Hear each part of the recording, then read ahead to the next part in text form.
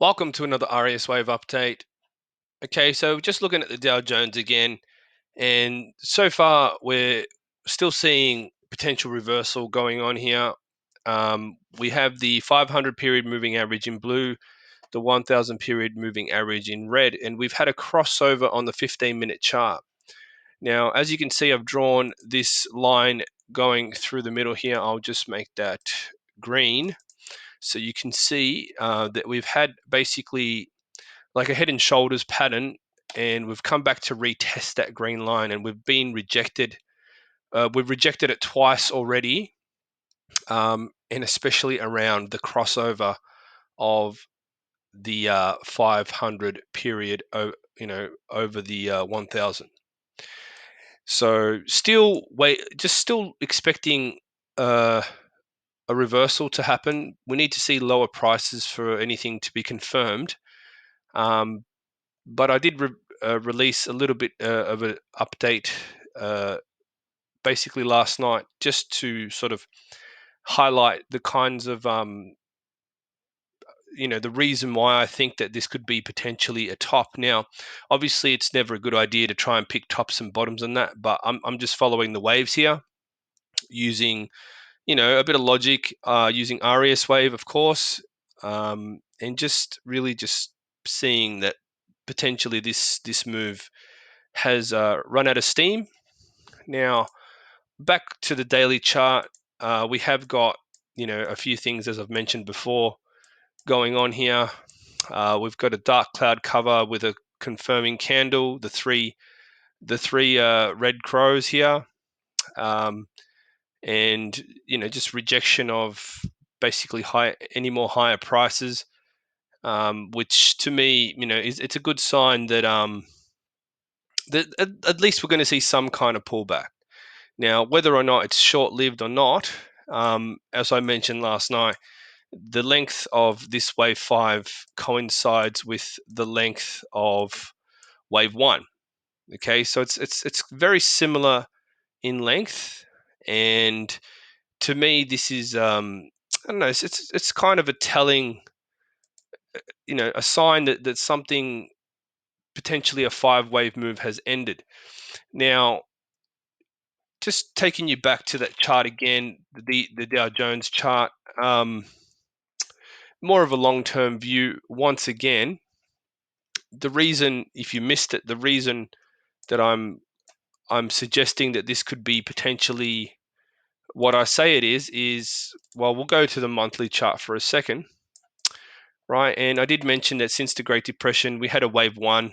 Now, for me to say that this is a wave 1, it's definitely going against what Ellioticians think that this move down here is, right? This area here, I believe this is a wave 1, a very small wave 1 with an expanded correction here. Okay, I don't believe that this is just a 5-wave move, even though to most it would appear like one. I have done extensive analysis of this pattern, which indicates to me that this is just purely a wave 1. Okay, up until this point. Okay, now after that we did have a correction, which to me is, all this period of time here where we went sideways, and that correction, I believe, ended right there. Okay, and then ever since that, we've seen basically a wave 3. Okay, so the first wave led up to the 87 crash, a very sharp wave 2 correction there within this wave 3. Then we had a nice little run up for wave 3 of 3, basically. And then we had what I believe is a wave 4, which was a bit more sideways drawn out in alternation with the sharp wave 2. Okay, and then obviously the final wave up for wave 5. Okay, now obviously this is it's not an easy pattern to understand. So to me, I'm just reiterating more, sort of trying to get my idea out there that this is the reason why I think that potentially we are looking at this pattern ending, right? Because wave 3, you know, if you look at the length of this pattern, the wave 3 is actually longer than wave 1. Okay, if you measure it right, starting from where I've marked the numerical wave 2. Okay, so I mean, along the way, you've had alternation taking place. Like, for example, in wave 1, you had alternation here versus this little sharp move here, right? Now, it's little things like that that to me give it away a little bit more. So then, you know, as I mentioned yesterday, like due to this sideways wave 2 that we had, back, through the mid 60s to early 80s, the alternation for a wave 4, as I mentioned, would be obviously to have a sharp move down, right, to the area of the previous fourth wave of wave 3. Okay, now that would be basically back down to GFC levels, but obviously it would be a far deeper in percentage terms. So to me, I suppose it's just a matter of whether you believe that's a 5-wave move that's just completed there. And if you take the length of the wave 1, for example, here, right, does it equal that same length? I mean, this would have to be like a wave 1 and then basically like a 2 and then a 3, right? Now, to me, that doesn't seem unreasonable. But like I said, depending on how you count your waves, I use RS wave, and to me, that looks plausible. In that wave 3, we had the sharpest part of the move happened around this area here, 2017. And then we had a very small wave 5. Okay. Now, when, waves 1 and 3 tend to be similar in length, wave 5 is short and sharp, which to me seems basically pretty reasonable. And that's when we started to get the correction from 2018 up until like basically around June 2020. Okay, so looking at it from this perspective, I would say that sure, it looks done, right? Adding in some channels there to sort of like try and channel this thing in is it's not always an easy prospect. It's not always going to be a surefire way to measure this, right? Depending on where you place your channel. I mean, the alternation within these waves just makes it a little bit difficult to do so. But anyway, moving over to the daily chart on this particular DJI chart, I mean, we hit the overbought and we have like a reversal in progress. But even so, we still haven't seen much follow through yet. So a little bit early to be saying that we're done here, even though we have, all the signs. Just thought I'd give you a bit of an update on, once again, the overall thinking behind this. And I suppose this would probably lead to cryptos also having a significant decline. You know, it's something that I'm going to be looking into a little bit more once we see a bit of follow through in this market. And I mean, I can already see how this is possible on the Bitcoin chart, on the XLM chart, on the XRP chart. There's been quite a few 5-wave moves completed already, such as Dogecoin and SHIB, the SHIB Inu token. So I suppose it looks like we've had certain runs completed that are all kind of like heading into this time. Now, I'm not saying that there's not other coins that might still run up, depending, on their pattern, because I tend to think that you should always look at each individual chart based on its pattern, not so much as one big collapse happening across the board at the same time. Doesn't it doesn't always happen that way, right? But we are definitely seeing strength in the US dollar, which to me, as I mentioned yesterday, would revert my view back to the original view that I had on this market, which was a less likely scenario. But to be honest with you, at this point in time, it doesn't really seem far-fetched. And that particular view would mean that we had an AB.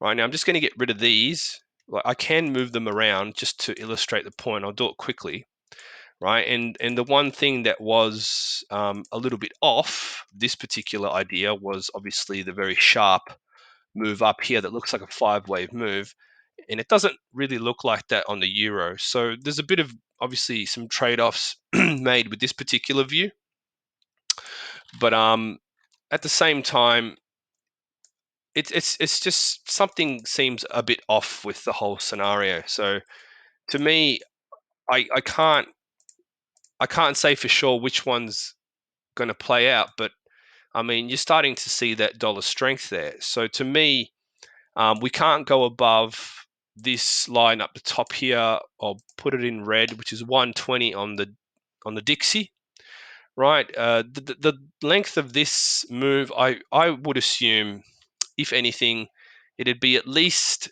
the length of the A wave, right? Or anywhere, even a bit longer, anywhere up to not exceeding that level, of course, cannot exceed, and that would be the wave C. Okay. Now, after we do get that kind of correction completed, then obviously we would go into a pretty sharp move down, and obviously because this hasn't, well, actually, there's a couple of scenarios going on here. This is either a wave A, right, or it's a wave 1. Okay. Now, that's not to say that this correction will be ongoing, which it may. This whole thing just may basically just hang around this area for quite a while, unless the B wave happens to expand to the downside. But we may just remain in this range for a while, right, as we produce these patterns, right, and then finally would get that move down. So really, I mean, it's just about following the waves for me. Whether it's this particular view or the other one, well, obviously the confirmation will come if we break above the last highs, right? Which are around basically this area here, right? So if the Dixie breaks above these highs here, then yeah, potentially that can happen. Now, this goes back to another chart which I did talk about once, which really threw me off quite a bit. And that was this particular chart here. Okay. And the fact that this supposed D wave, right, here, made a new high, which it basically invalidates uh, the dollar going down view, right? So basically what I'm trying to say is that potentially that view could be back on the cards where we do see the US dollar just make another high as such. So at this particular stage, obviously it's a wait and see approach, but to me, these are the kinds of things that make me really take a good look at what is currently going on in the Dow Jones, which will obviously affect other markets. And we all know what happened in 2008 when the GFC happened. Well, the US dollar went up. So if we do see that C wave in the US dollar up, wouldn't surprise me if we see a pretty deep correction coming back down here to mark wave 4 before we then obviously continue into a new rally. Okay, now whether or not that's going to be an extremely sharp correction, I'm beginning to think that it will be, simply because of the patterns that are forming in certain markets, like I suppose XLM, XRP, where we're looking for more of a sharpish move down in a 5 wave.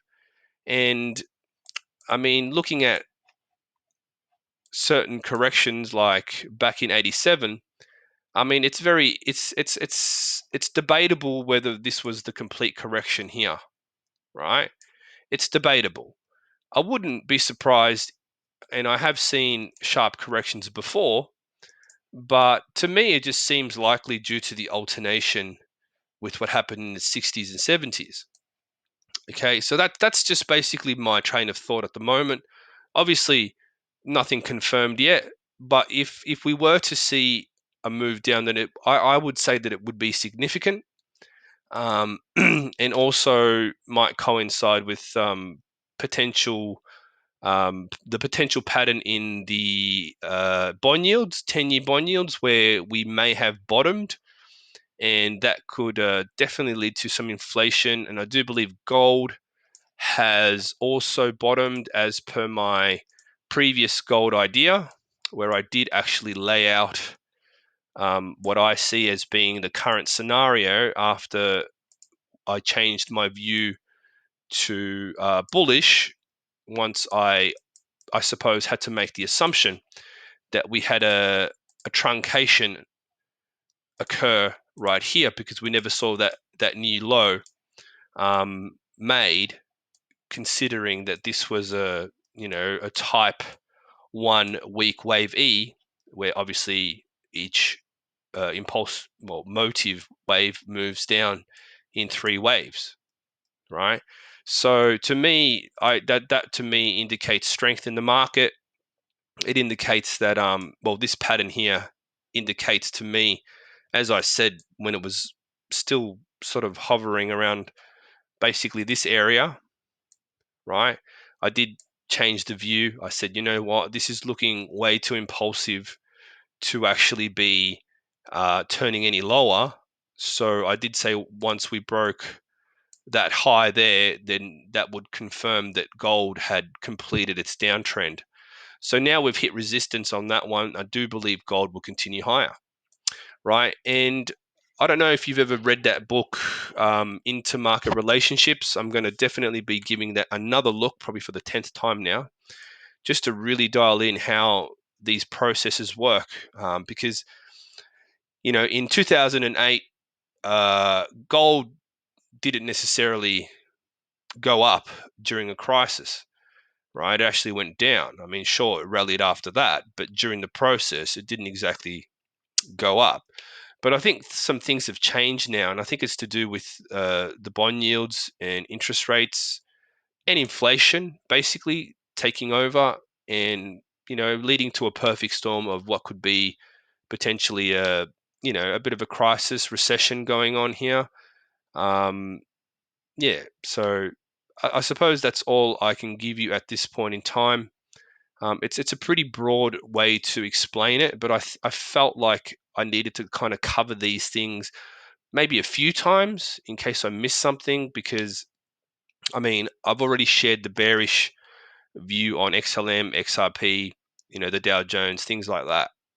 And we're starting to see the euro fall, a bit faster than what it was. So yeah, so I suppose as I see things progress, I will post more updates. I don't want to jump into too many conclusions straight away, just because, obviously I've done that a few times before and it hasn't worked out too well. But I suppose I'm starting to see signs across the board that really do, give me the feeling that we're about to see something interesting happen.